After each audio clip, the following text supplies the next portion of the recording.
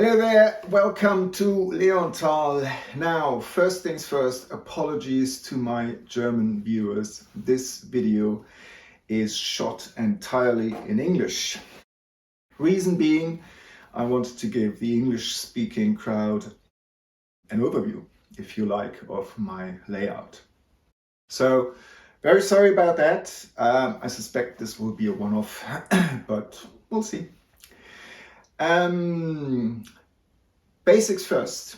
My name is Konstantin and the layout and I are based in West Germany, in the state of North Rhine-Westphalia, in a region called Bergisches Land. The region is famous for rain, a lot of rain. We have like serious amounts of rain. Think Scotland and you know what I mean. But with the rain over the centuries came a lot of wealth, because water means energy. Because we have so many hills, that means we have so many valleys. And in the valleys, obviously, you have the mills. And so we had a lot of, and still have, industrial production in this area. I started building model railways quite some years ago. Initially it was HO and OO. And then only recently, I discovered O gauge. I mean, I've seen the locos and the rolling stock before and I was amazed, I was blown away. But I never thought that because I have this room here available, and I'm quite lucky to have this room, but it's not large. It's a rather small room. So I thought there is no way on earth that I could fit an O gauge layout into this room. But then I thought, hold on, let's do some planning, and that's what I did. And after some careful planning, I thought it's doable. So I decided to sell everything and start from scratch and build this layout here in O gauge. O gauge in Germany, as you probably know, is a different thing compared to the UK. The community in the UK is much bigger. But we do have some producers of fine locomotives and rolling stock and tracks and, you know, kits and everything for buildings. So I thought, yeah, let's give it a try. And I have to say, I never looked back. It's just amazing, as you all know. It's so beautiful, these huge models, and it's so much more fun. And also I'm getting older, you know, eyesight and all that, you know what I mean. It's much better to have bigger models to work with. When it comes to architecture, there are three things that you will find in this region. First is the use of slate. Second, timber frame buildings. And third, a specific color, a sort of type of green, which is actually called Bergisch Green. For example, if you own a listed building and you have window shutters, those must be painted in that specific type of green. The timber frame buildings the timber is always painted black, and slate is used to cover walls, even whole houses. Now, the reason I'm mentioning this is you'll find some of my buildings are built exactly according to those specs, i.e. timber framed, Bergisch Grün and slate. Slate, not yet, but I'm working on it. I'm planning to cover some buildings in slate. Enough of that talking. We'll dive into the layout. I'll show you the train station and this area here and the valley behind me, which is not yet finished, and that area over there is not yet finished, and we have a factory on that side of the room. But first off, obviously, you'll want to find out about the track plan layout, and that's what I'm going to show you now. The room measures 3 by 4 meters. That's 10 by 13 foot for you imperial lot. In the introduction, I was sitting here, just to give you a perspective. We have this main train station. We have a turntable with an engine shed, and we have this factory area here and another small station here. These 2 segments in red are detachable. So this one connects the layout with a fiddle yard, which I managed to squeeze into half of it into the next room here. And this bit here, with the help of this bit, I can go round and round and round.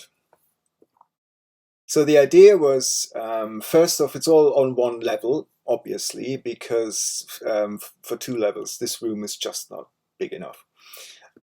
So we have the train station, and the idea is to have goods transported from the station to the factory and back, and have passenger transport in between, all obviously branch line and a fiddle yard here on this part, on this side really.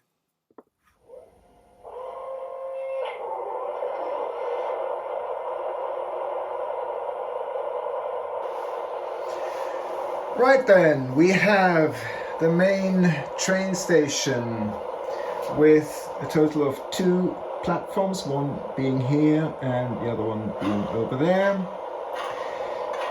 Right at this moment you'll see 2 locomotives. This is the V60 Bilenz, which is a German shunting classic really, and we have the so-called T3 also Bilenz, which is equipped with, both models are equipped with sound. This one is with sound and steam.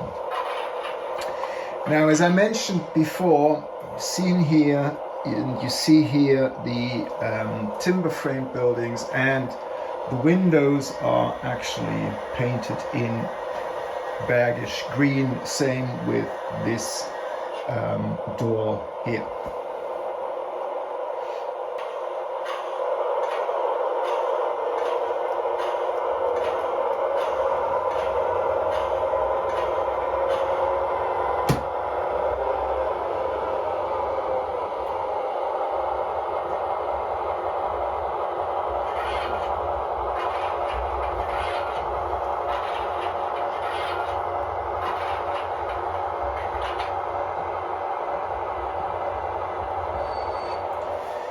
Now that the V60 is out of the way, these passenger cars here are actually from Bavaria.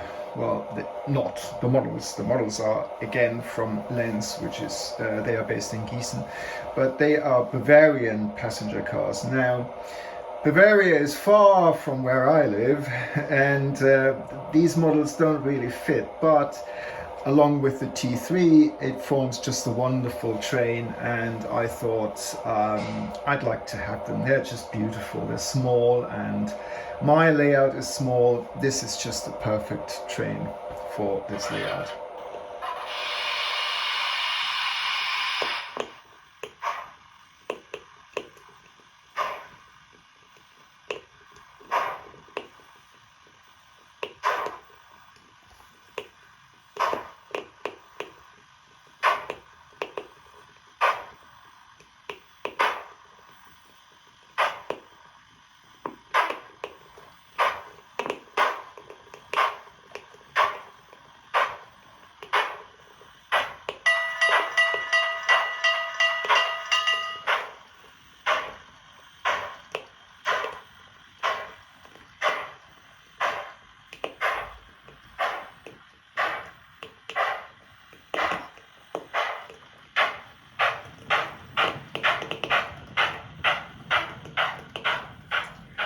Two things I'd like to point out with regards to my train station. First off, you recognize this little fella?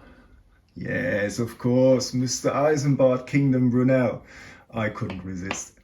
And second, the clock that you see over there, I don't know if you can see it on this video. It's actually a working clock. I actually managed to squeeze into that kit a quartz movement, so it's a working clock. It's just for the hell of it, I don't know. Moving on from the train station over there, we have a timber trader and signal box for the train station. The signal box may look familiar to you because it's by Pico, and nice little kit which I enjoyed building. Then we have an engine shed for a model which I'll show you in a second, along with diesel station over here. Steam locos need water and coal, obviously. And then we have another engine shed and a turntable. The turntable is made by Kitwood Hill. Again, Kitwood Hill should be familiar to you. Obviously, they're based in the UK. Water tower sitting on top of a hill. Then we have a bridge over a valley which is far from completed. Again, what I mentioned before, this is going to be a valley with a stream and a mill, which is really very typical for this area. Then we have a castle. Well, the remains of a castle, shall we say. Far from finished. And there is the other small train station. And further to the right is the factory area, which I'll show you just in a second. This is the factory, which is not yet finished because, you know, we're talking loads and loads of details, obviously, but it's getting there. It is actually a factory where bicycles and motorbikes are produced. It's called Harl, David and Söhne. Harl, David und Söhne, which translates to Harl, David and Sons. If we go up here, I hope I can do this. There you go. That's the other part of the factory. The chimney has a smoking unit attached. I fitted it inside that chimney because, you know, I wanted to, and it's good fun to have it switched on. And there's another signal box for the other train station. This time, this is a German kit which I fine-tuned with a few details. Here's another view of the factory. The buildings, by the way, are a mixture of kits and scratch built. That one is scratch built, that one as well. That's a kit, that is a kit, and this one here is a kit as well. This is scratch built.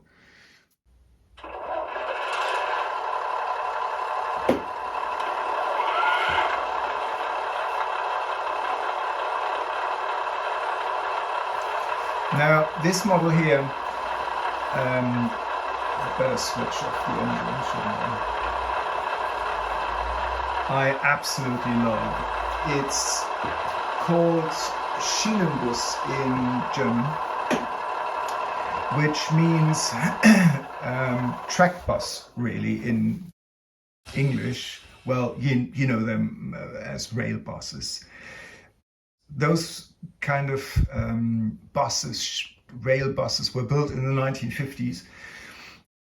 We had, after the war, we had the situation, we didn't have any beaching sort of guys here, but the German railways faced a difficult situation after the war, and it was no longer feasible to have steam locos with passenger coaches running on branch lines. So a German company built these rail buses in the 1950s, and they were a huge success. They were actually called the savior of the branch lines because they were found almost everywhere, particularly in this region. They were found on branch lines. Now, I like this model so much that I decided there is actually a real one not far from where I live, which now functions as a cafe. So I went there, took a picture from the inside, and then managed to fit a camera on top of a freight wagon and drove it around my layout.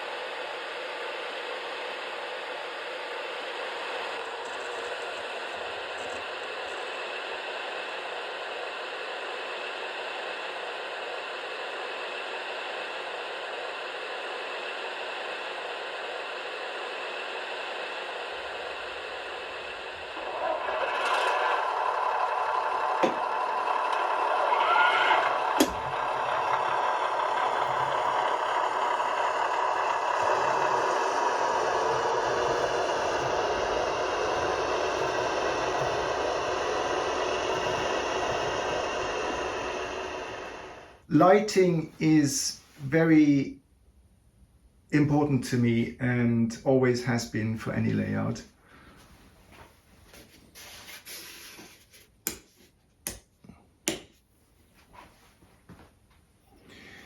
So this is what I've done so far. There'll probably be more over the course of the next, I don't know, couple of years or so.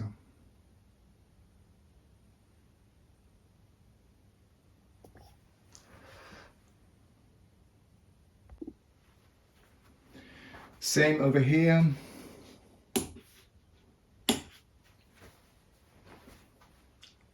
Not as much. I mean, you know, could always do a bit more, I guess.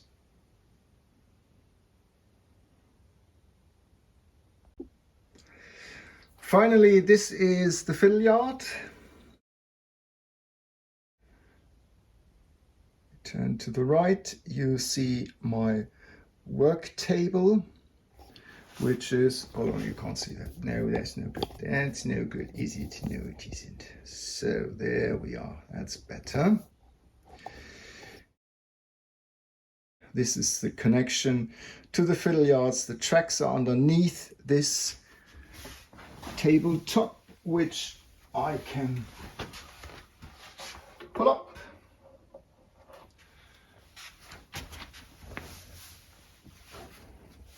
And there you have it. Right here, there is the other detachable part missing at this very moment, obviously, and that would connect this bit of the layout to this bit here. I hope this makes sense. Does it make sense? I think so. I used to own two more steam locos, one being the BR94, which is a big locomotive, and I loved it, absolutely adored it, and the other being the BR50. Now the BR50 is massive, it's the beast, it's huge, it's bold, it's gorgeous, it's everything. But the problem with these two locos was, I mean, I loved those models. They were too big for my layout, and it just didn't make any sense. You've seen it, it is just too small. I will focus in the future, I will focus on small locomotives and small coaches and all that. I started building this layout about 2.5 years ago. It's work in progress, as you've seen. obviously every layout is work in progress. I take my time, and there'll be many more years to come with this layout, I'm sure. If you have any questions, feel free to drop me a line. Obviously, feel free to subscribe to my YouTube channel, but here's a warning, it's in German, obviously. You know. But if you use Chrome as your internet browser, you can have Chrome translate the subtitles into English. Just anyways, thank you very much for watching. I hope you enjoyed it. Maybe see you soon. Auf Wiedersehen.